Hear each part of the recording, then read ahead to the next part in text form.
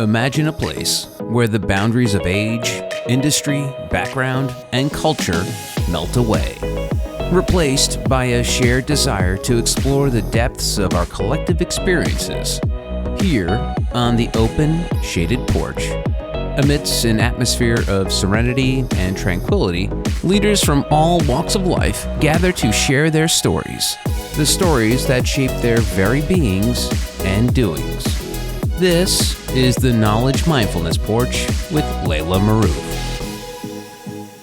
My guest today is a visionary leader, a renowned scholar, and a passionate educator. Dr. Sanjay Sarma is the CEO, President, and Dean of the Asia School of Business, and a professor of mechanical engineering in the Sloan School of Management at MIT. Sanjay, welcome to the Knowledge Mindfulness Porch. Laila, first of all, such a pleasure to talk to you. I know we've been friends for some time, although in these strange times, mostly over Zoom, but such a pleasure to do this. And even though we've been friends for years, I didn't realize how hard it would be to prepare for this podcast until I started researching. You have all these amazing accomplishments, distinguished awards, the many prominent positions, and you've even authored and co-authored 3 amazing books. I started mapping all these milestones down and connecting the dots. I was blown away. But what I really want to do is start at the beginning. In your amazing book, Grasp, you shared many stories about your younger self. I want to know more about that young boy who was sitting among 70,000 students, waiting for that entrance exam to the Indian Institute of Technology. I can't even imagine what was it like. Can you tell me more about that young boy? You know, I grew up an only child. I don't have any siblings, and very educated parents, very intellectual. I was a very rambunctious little kid. My teacher used to call me a silky-haired monkey, believe it or not, because I was always bouncing around and so on. Lots of friends. I had a very idyllic childhood and constantly sort of challenged in a good way by surrounded with both love and intelligent conversation. So that's one thing. And then the other thing is that I always was very much in the present, and that was a great defense mechanism for me. It came naturally, except perhaps sometimes when I was studying, But when I was in the exam, I was just in the exam. I didn't prepare that hard for it, but I was in the exam. I'm not very good at remembering things from the past or spending too much time on the future. I've spent all my life literally moved from moment to moment, So it's sort of interesting when I wrote that book, but it's very much for the moment. That's amazing. But I can see the connection between what you're saying about your surroundings, having the parents, that really encouraged education, that context kind of you live in, and also those traits from within. Living the present moment is great, but I really think you're bringing more to that moment than just living that present moment in so many ways. So let's go back to the open learning. You were heading that center for nearly a decade? I think I read somewhere you were the first director. So many creative ideas, so many initiatives and programs that came out. And I think the very, very, very obvious value of all that would be also during the COVID days, heading that online kind of disruption all over the world. So what made you decide to resign last year? It was a great run, and I was enjoying myself a lot, but I also felt that I wanted to do something different. I wanted to take on new challenges. I've always been research professor. New research topics were interesting to me. I was getting involved with some virtual reality stuff, some AI stuff. That amazing student just defended actually earlier this summer. I had another student who had just defended, and we were getting into transportation, automation, all the sensor stuff. I don't enjoy the trappings of the office. I enjoy the office. I felt I should go back into my regular professor's office and enjoy that for some time. It was sort of surprising. People said, oh, interesting. A lot of people said, why are you doing it? And I had no doubts in my mind. My mind was made up. Even for a moment, I regretted it. I feel with you because it's just a coincidence that last year I decided to resign from But I resigned because of different reasons, probably maybe organizational rules, bureaucracy, that I felt a little bit constraining to maybe challenging myself more, having that playground to be creative more and so on. But I really feel you. But I think also deciding to leave something that you have built for so long, you have created so much of your name, your identity, and all that. Leaving that behind really takes a lot of courage, right? Especially if you're heading to the unknown in so many ways. And I think having that courage is one of the traits, Sanjay, that I see all through those lines that we were talking about in so many ways. And I'll keep going back and forth with these lines because it's very interesting to see how these traits play in our milestones in our lives. And this is where I feel always that, after a while, you start connecting the dots, you're starting seeing things that every step takes you to the next step and the next step and the next step. And it's just a wow, oh moment for me sometimes. And I've seen that through tracking your milestones in so many ways. So that brings me to talking about a very interesting thing, which is the identity, especially in the academia. The identity in terms of there's a lot of distance, I feel sometimes, between academics and practitioners. I think you have kind of broke that because you started as a practitioner. This is where I feel still the distance is, especially in our education system. In terms of, are we really prepared or are we really preparing our students nowadays for the lifelong challenges that is waiting ahead for them? Yeah, that's a very good question. I believe a lot in authenticity. You got to be who you are. If one is trying to be what someone is not, you're always an act. And at some point, you're going to forget to act. You get out of character and the whole act falls apart, right? So for me, as an engineer, it's easier, I will say. I came from engineering practice. So when I became an engineering grad student and professor, it was all about doing engineering that was useful in practice. So I always lived that, with my hand sort of stuck through the mirror, to the other side. So that just was very natural to me. And I like going back and forth in that, looking at the other side. I like going through the looking glass and looking back. So I've had the privilege. I know it's harder in some fields. For example, let's say you study French history, right? It's a beautiful topic. You read about the great philosophers, Rousseau and others, and Descartes. How do you make a connection to the practical? And academia doesn't make it easy. So I think academia needs to be addressed because you're judged on how esoteric your papers are, But yet, in fact, the lessons even from Descartes and Rousseau or engineering lessons are useful to students and should be. But I fear that academia has structurally divorced itself, partially, sort of had a separation, from that responsibility. And the social contract of academia has baked that in.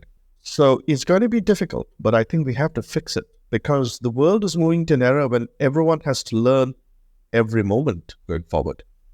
And if academia does not step in to fill that void, someone else will. And that'll be worse for all concerned. And do you think we have a start there, at least now? When you say you're looking at separations now and how do we bridge those gaps, are we only rethinking? Are we only writing about it, talking about it? What about the actions? What is there right now, Sanjay? You heading now the business school.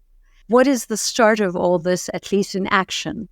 What are the differences that we see in programs now that is different than, let's say, even 3 years ago, pre-COVID?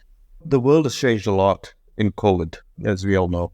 But there's a tectonic change in the demographics of work, the way younger people look at work, the gig economy, all these things. Academia has only tiptoed in that direction, but it must now take a giant stride.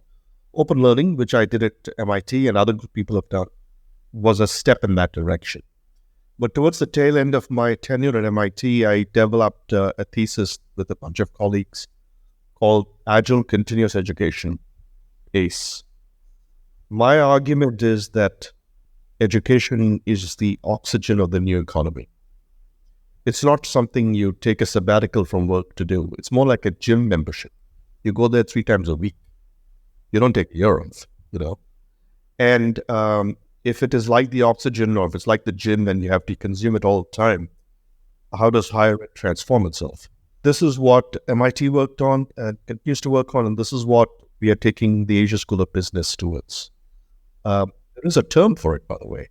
It's not used much. We talk about primary, secondary, and tertiary education. I call it quaternary education. We need to make quaternary education a reality. There have been some efforts to do so. Singapore gives its citizens essentially coupons to go take courses and upskill. But we have to make this not an exception, but a routine. Why is it hard? Is it the bureaucracy of education? Why is it so slow to change? Structures are hard to change. Schools are hard to change. Hospitals are hard to change. President Obama tried to change healthcare in America. Militaries are hard to change.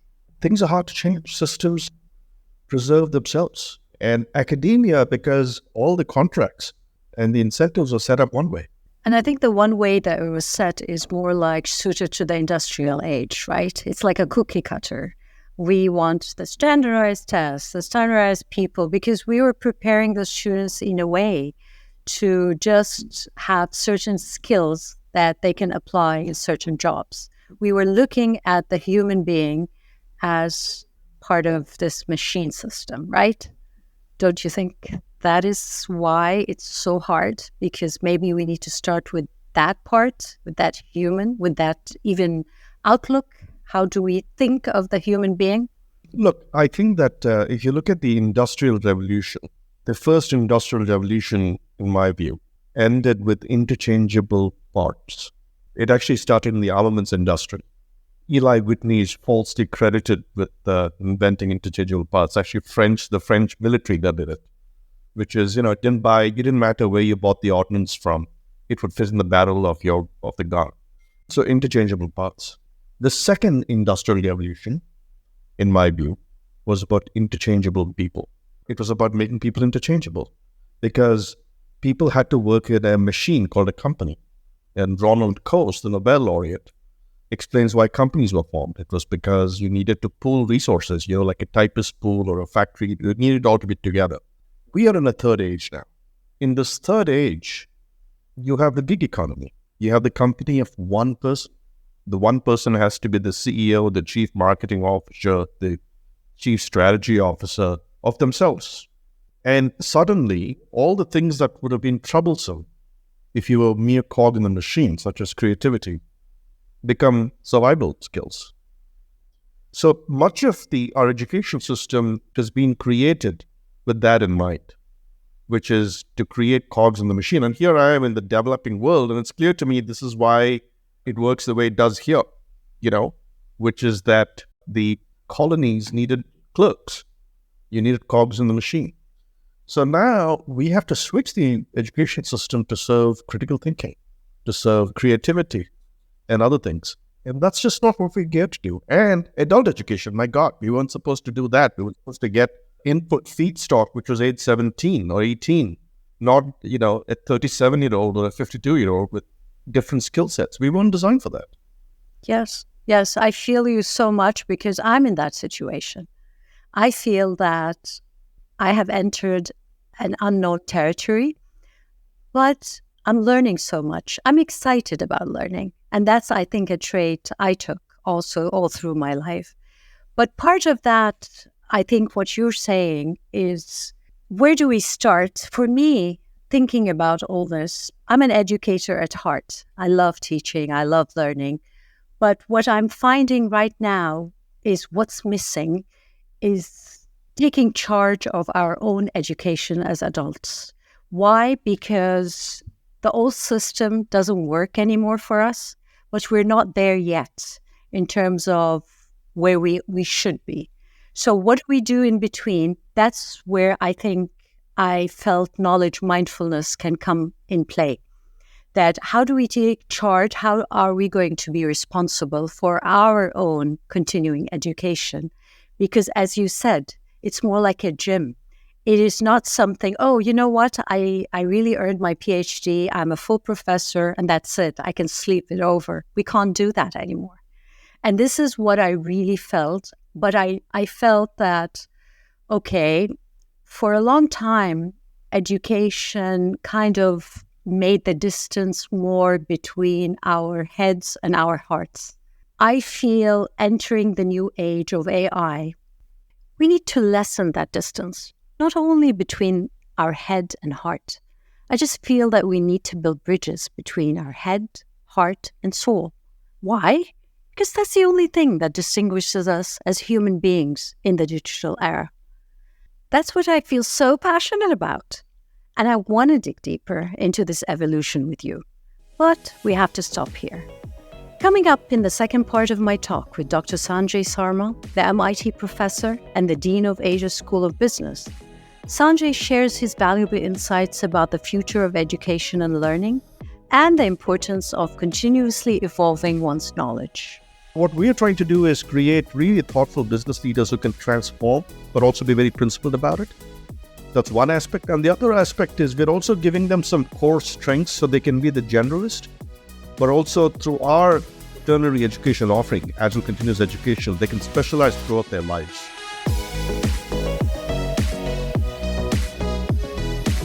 You have been listening to the Knowledge Mindfulness Porch with Laila Maroof. If you want to join the movement of knowledge mindfulness and shape the world of tomorrow, go to drlailamaroof.com. The Knowledge Mindfulness Porch is a production of Forbes Books.